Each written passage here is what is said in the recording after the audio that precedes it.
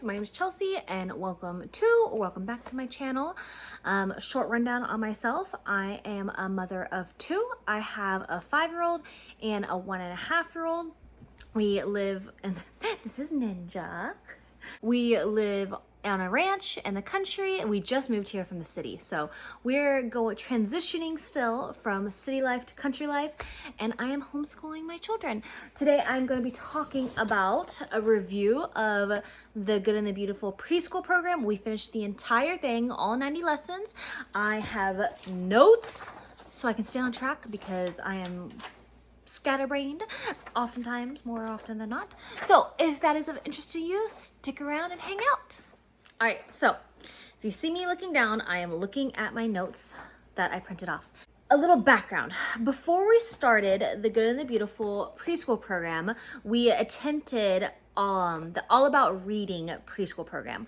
It was a thumbs down for me. I have a video about that, so if you're interested in seeing or listening to more about that, I will link that video down below. All About Reading preschool program did not work out for us. So in terms of my goal at the time was I really wanted to focus on her learning her letter sounds. My daughter at the time when we started this program was 4 years old. So I was really just focused on just learning letter recognition, learning the letter sounds, beginning a foundation for her phonics. And so I tried the All About Reading program. It didn't work out. So I was like, you know what? I see so many good things about the Good and the Beautiful. Why not try it? If you purchase this program, you will get the workbook. And some of these are optional. You don't have to buy everything. I got the games with it. So it comes in this nifty little folder so I can keep everything nice and organized, which if I can't keep it organized, I don't want it. So it comes with this folder where you can keep all the pieces and parts of the games organized in here, which we enjoyed. Didn't use it as much, but we enjoyed it. And then I got the practice sheets. So as you can tell, this is still very full. I didn't use any of these. I will probably use them though with my son. So when my son comes of age to start his preschool, I will probably just pull from here and use this because there was a lot of fluff that I'll get to when we talk about this. So let's start off with the good, right? Start off with the good for the Good and the Beautiful. A pro, it is beautiful. It is so aesthetically pleasing and fun to look at. It is colorful. It's even more colorful now if my daughter did it. It has fun pictures. It has animals. It has integration of things that a preschooler enjoys. It is really colorful and pretty to look at, and it is organized really well. So here's an example lesson of just you're doing number correspondence and all the pictures and then tracing practice and what have you. It is a really pretty program. So if your toddler or your preschooler has a tendency of just wandering an eye and looking away, it can be really helpful to have a program like this that's aesthetically pleasing to help keep them more engaged. Another pro of this program, it is so open and go. So how this program is formatted, and I don't know if I'm gonna hold this the whole time or hold it up. I don't wanna have to keep going back and forth between recording from overhead and recording this. So I did little rabbit tails. So in this, it is very open and go format in terms of the blue is what is notes for you, the instructor, and the black is what you read out loud. So I will say a letter and you put this cotton ball on the bunny's tail with that letter. So what I did is I would say the sound. I did not focus really personally for me as much on the names of the letters as just focusing on letter sounds. So a lot of the program would jump back and forth between the name of the letter and the sound of the letter. I pretty much just focused only on the sounds of the letters because when it comes to reading, that's what I want to really focus on with our programs that we choose. So, but everything's on one page. You don't need a separate parent manual from a student workbook. Everything is in here so you can read along with your child as you're teaching the lesson. On the front, there is on the table of contents extra items needed by lesson. There are 90 lessons total. So if you're doing 2 to 3 lessons a week, which each lesson takes no more than 10 to 15 minutes. It'll last you about a perfect length of a school year. We started this in, I think, January.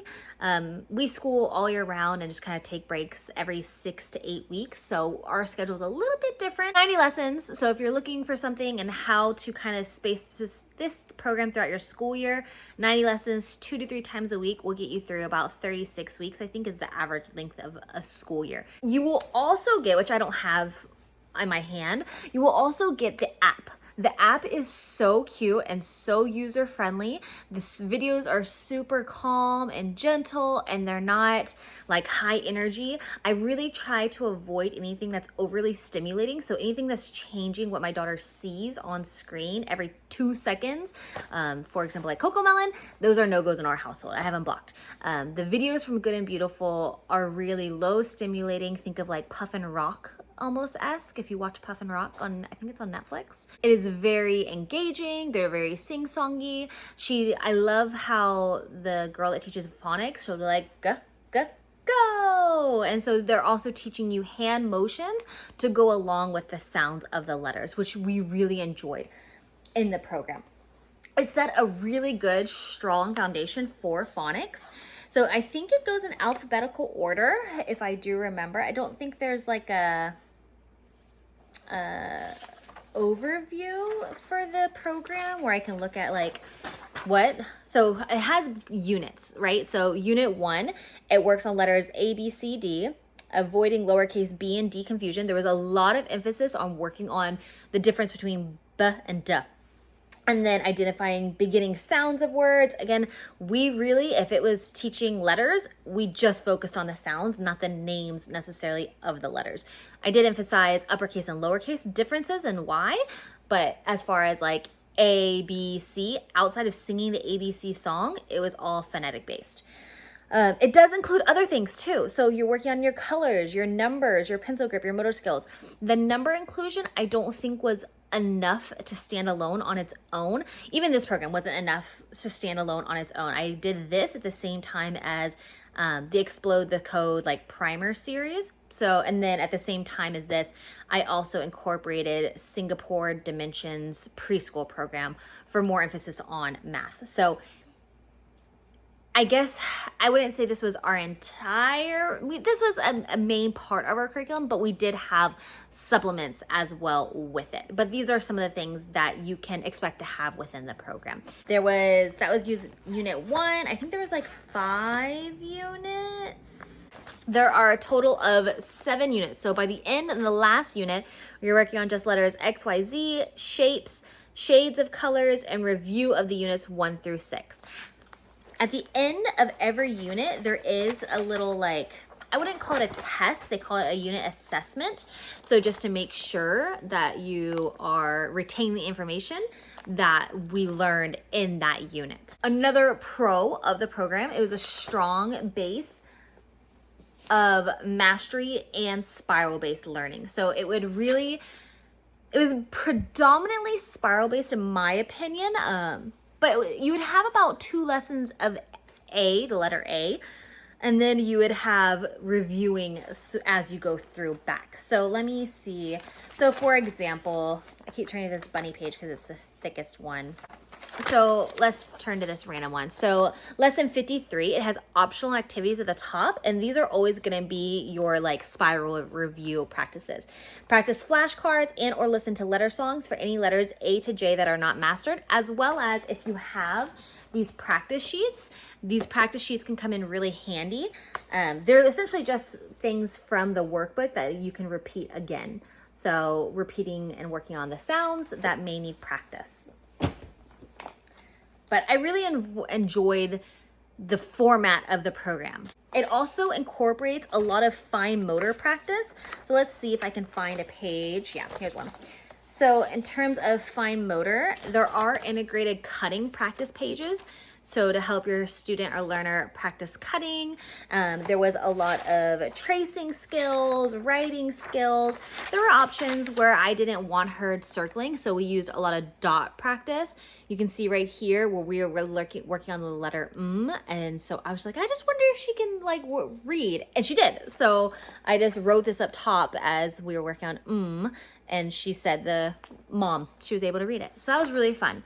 And that was only by lesson 44. She was able to work on reading mom. It's not even part of the program. I just wrote it in. It is great for one-on-one time. My daughter loves doing school with me as a way to just spend time together. So if you're looking for a fun and engaging way to just hang, like if you're like, what do I do with my kid all day long? This is a really sweet and wholesome program to just sit down and learn together. And focus on teaching your children something new, which is going to always be super fun and rewarding for both of you guys. The material is also super durable. So I love how it's a hardcover front and a hardcover back. It's spiral. I really enjoyed the aspect of it being spiral because I would just open it and then say, for example, we are on this lesson, I would just leave it on this page and then turn it. So I don't really like the bound papers because I have to go through and I have to find the page. Even with bookmarks, I just don't care for it. And so I would just turn it as we go. So you can see we did a lot of this program. And my last pro is going to be, I love the fact that it's a mix of play-based as well as workbook-based. So let's say, for example, this page that I'm on, lesson 32, we'll have that spiral review that we talked about. We'll play letter sounds I and letter signs J twice. So again, referring to those videos that are a free app on your phone. So you'll play the letter sound videos twice. So it's not just workbook, you're getting that visual work together. And then it says, take the letter J page out of the preschool practice sheets. We already did something very similar to this when we were doing that All About Preschool program I mentioned earlier. We didn't really enjoy the practice sheets. I think it was just kind of like, I'll show you from the, I'm not gonna find the J, but it's just empty letter sheets essentially. So you'll just take that out and color it, do whatever. It doesn't really give, it says print, paint, fill the letters with Play-Doh, glue. We didn't do any of that. So, but if you like that aspect of just play, drawing, coloring, that is there for you. And then it has letter matching, and so a little bit more workbook, still working on the letter J, and then working on the numbers down here as well. So those are all the pros of the program. Now going on to the cons of the program. One con, which it may be a con, it may not, is that is very parent intensive. Like you cannot hand a preschooler this workbook and be like, here, get this done.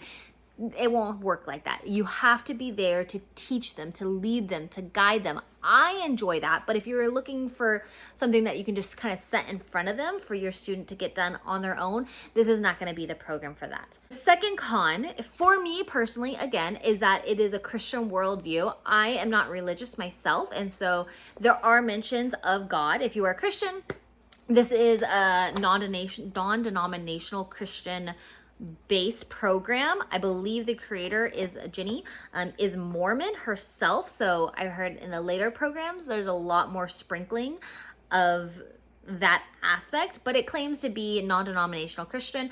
At this point, my child can't read, and so any mentions of a Christian perspective, I was able to easily skip over and skim and take out on my own. But if that is not something that will work for you, just know that this is a Christian-based program and does have mentions of Christianity or God. I don't think it was mentions of Jesus. It was more so just God within this program. Another negative aspect for this program for myself was there was a lot of busy work. Let me see if I can find a page. Like, okay, so I didn't do this. This isn't the perfect example, but there's one. It says, read to the child and complete the instructions. Let's review. What does the letter I say? And then they say eh. Eh as in igloo. And then you look at the blue letters. Point to the uppercase eh, point to the lowercase eh.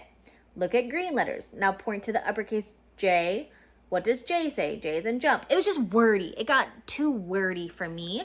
That's just one example of the busy work. There was some where it was like, go in the yard and find like this. okay, look at this boy playing in the mud, and it wants you to read all of this. And it's like, imagine that you are on the grass by the lake. You hear a noise behind a tree, and then out steps a boy with black hair. He is holding an automatic bubble maker machine. That is where all the bubbles are coming from. I don't think I even read that to my daughter because she would immediately want to go find a bubble machine and go play with bubbles in the middle of the lesson, and that wouldn't work with me. Or she would go want to play in the mud. Suddenly, the boy slips in a mud puddle and gets all muddy. You run over and help him. He says thank you and lets you use his bubble maker machine. Look at the picture of the boy. What color is his shirt? It was just too busy, too much. And then, let's see. I know there's sections where it tells you to like go get a blade of grass and then tickle something. Or, let's see. A lot of the paintings and the artwork in here is beautiful. I didn't do a lot of this. So it says, have a cotton swab and yellow paint ready. Read to the child. Point to the first orange letter. This is the uppercase N. Point to the next orange letter. This is lowercase n. N says N. Here are some words that start with N. Nest. Nap. Look at the picture below. It is night and the moon shines in the sky. Dip a cotton swab in the paint, then put dots on the sky to be stars. Each time you put a star, say N says N as in night. We obviously didn't do that. I don't need a cotton swab and paint to teach about night. And I get it. It's cutesy. But even if I was doing that, I don't think I even read this because got to the point eventually I was like, I know I'm not going to do these. I would say for star. I know there was one page, it really irked me, where it was working, it had flowers. It had flowers and vases, and you were working on counting. And it had like a pretty flower vase and then a number under it. It was like 7, 5, 3, and they were all out of order.